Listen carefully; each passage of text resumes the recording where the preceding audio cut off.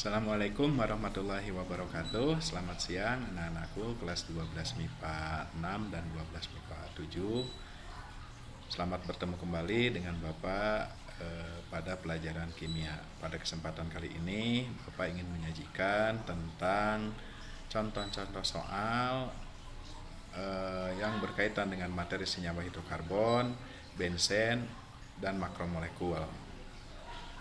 Ini sebagai bahan untuk persiapan kalian menghadapi PSAJ, karena soal-soal ini belum pernah kita coba di kelas ya.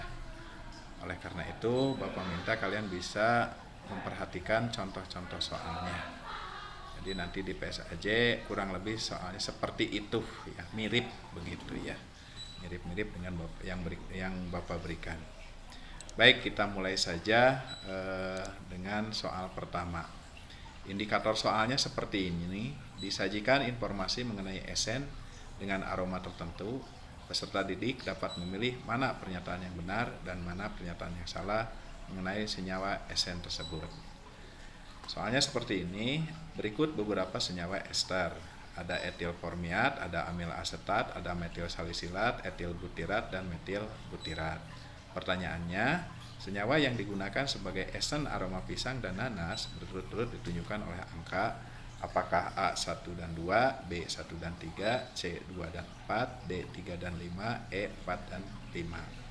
Nah, ini sebetulnya soal ini tidak susah, hanya kalian harus mengingat beberapa senyawa ester berikut dengan aroma karakteristiknya. Seperti ini, etil formiat nanti aromanya itu seperti buah rum. Kemudian N-pentil asetat ini seperti buah pisang.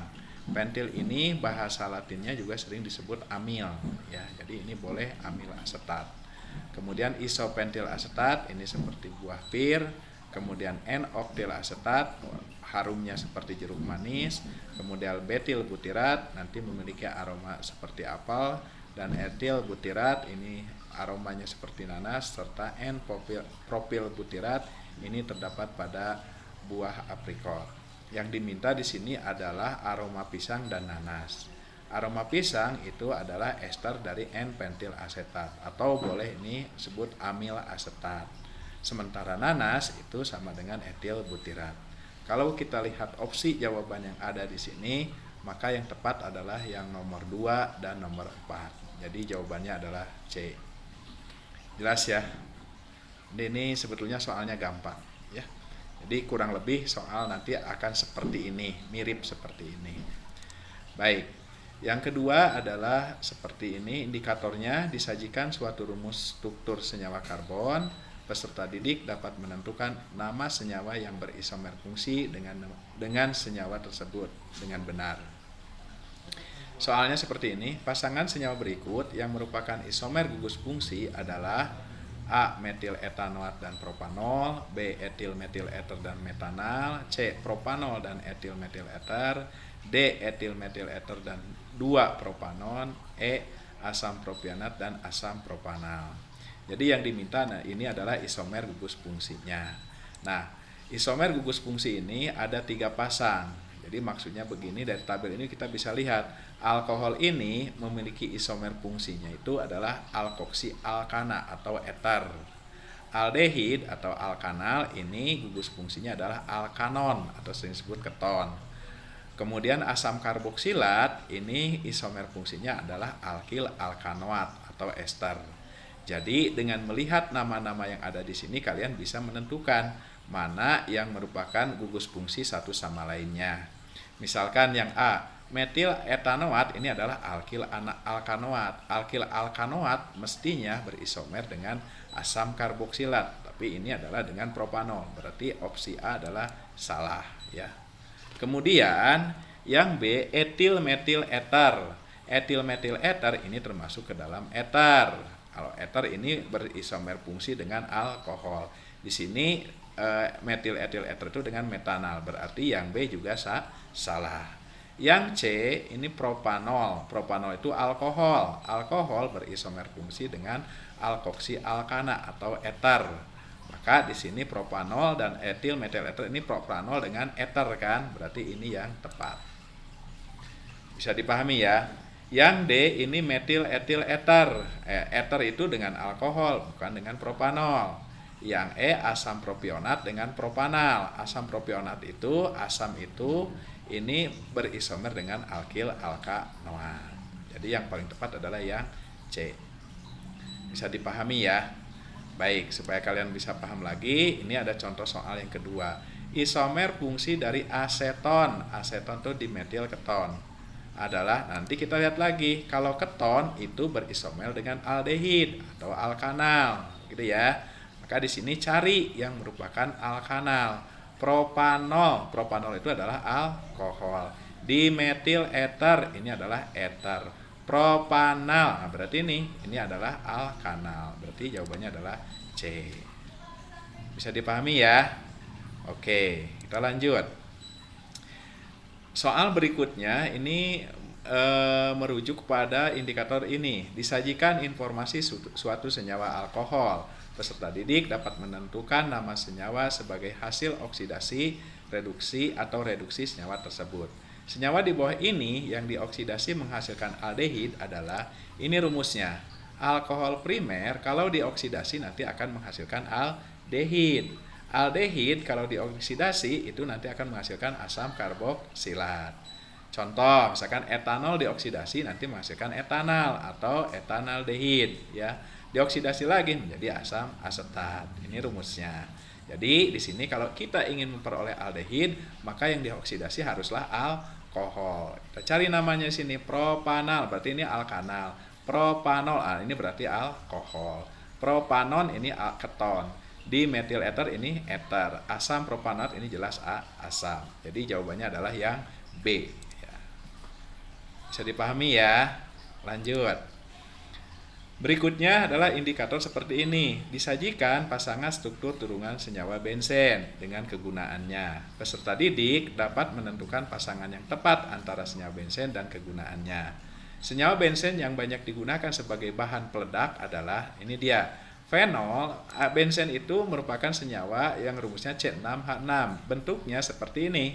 Yang bentuknya merupakan ini senyawa siklik. Ini seperti ini ya. Nah, kalau bensen itu salah satu atom hanya diganti sama OH, ini namanya fenol.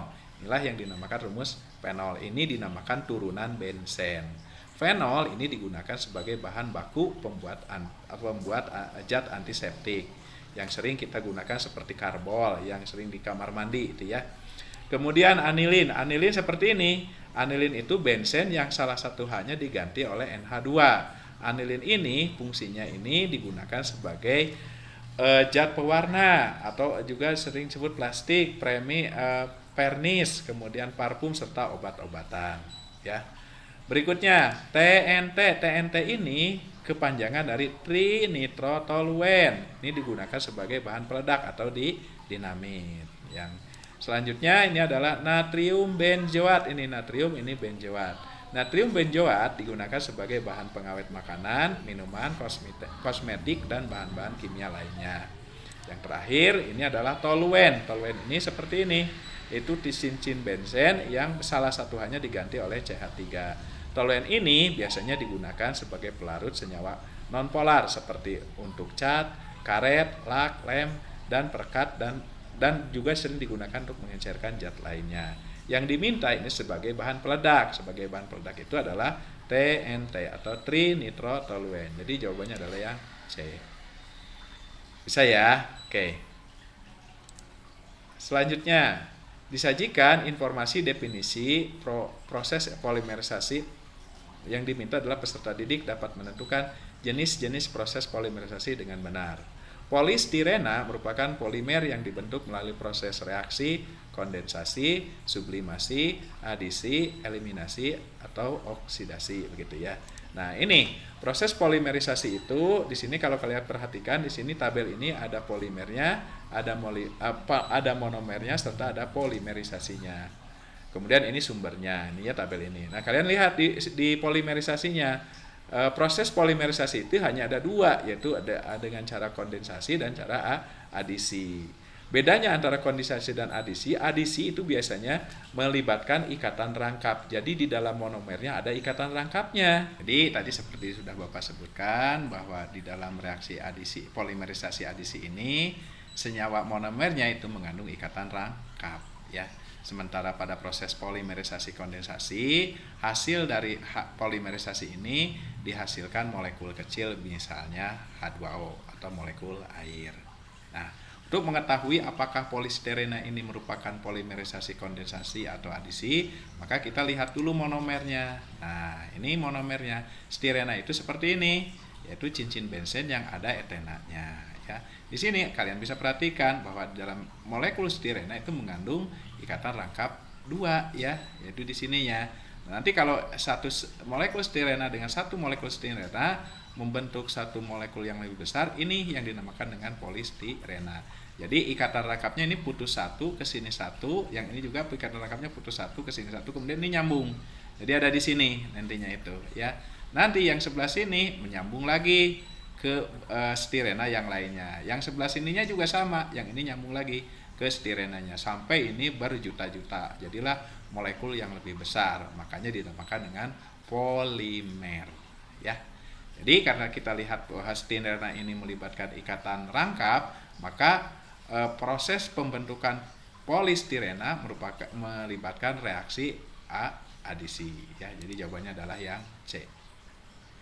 Bisa dipahami ya. Baik.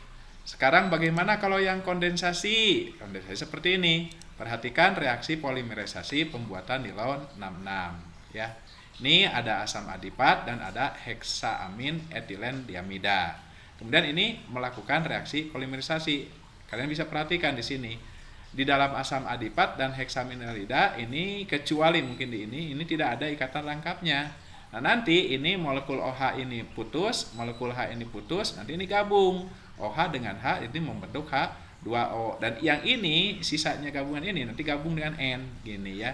Jadi hasilnya seperti ini. Inilah dibentuk proses pembentukan nilon 66. Nah, pada saat proses polimerisasi ini terbentuk, ini dihasilkan molekul kecil yaitu H2O. Reaksi seperti inilah yang dinamakan dengan reaksi kondensasi. Jadi pembentukan polimer nilon 66 ini merupakan salah satu contoh reaksi kondensasi ya. Jadi ini perhatikan sini, ini ada ikatan amidanya yaitu ikatan antara C yang dari karbonat, yang dari karbon ya, ikatan karbon dengan N yang dari sini. Maka untuk reaksi ini polimerisasi inilah dinamakan dengan polimer kondensasi.